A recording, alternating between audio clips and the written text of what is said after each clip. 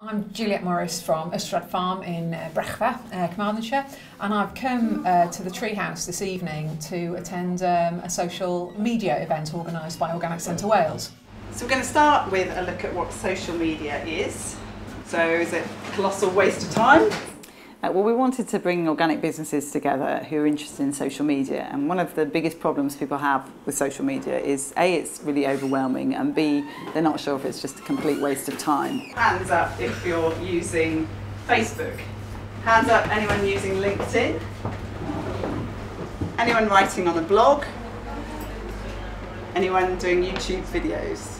Would you like to take a guess at how many people in the UK are using Facebook right now? 30 million.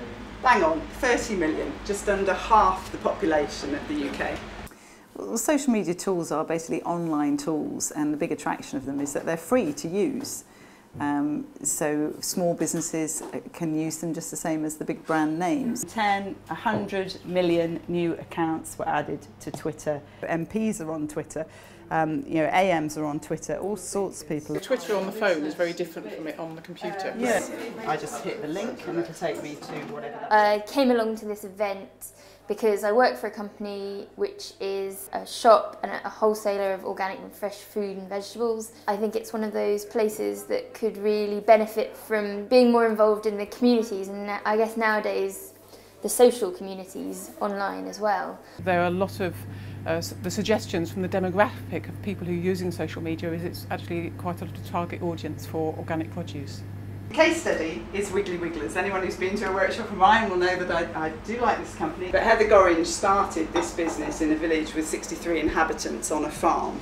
And as she said, here's her quote, that she lives in a village of 63 people. Passing trade wasn't really going to build her business. The Wiggly Wigglers case study was really inspiring. I have no ambitions to be as big a business as that, but I think it was the Wiggly Cinema that I really liked the idea of, and I'm thinking I need to start using video more because there are so many amazing things that happen around the farm on a day-to-day basis.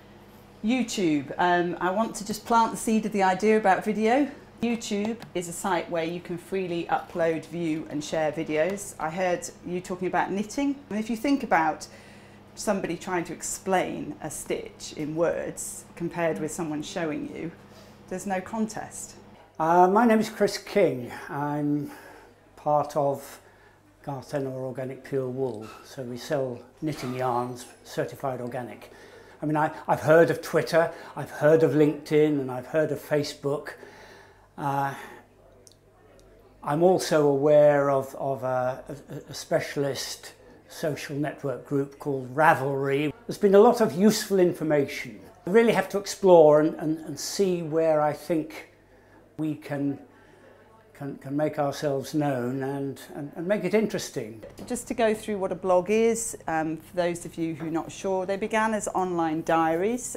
They've been around since the late 90s. Well, the thing about social media is it's much more quick and much more immediate and much more sort of can be incorporated into your everyday life rather than dedicated website, and it's so hard when you've done a day's work to go and sit at the computer and do website stuff. If I could give you some practical advice, it would be set a time of 15 minutes a day, put a timer on if necessary, be really disciplined about it and be very clear what your objective is. So we talked about Wiggly Wigglers trying to move people to the shop.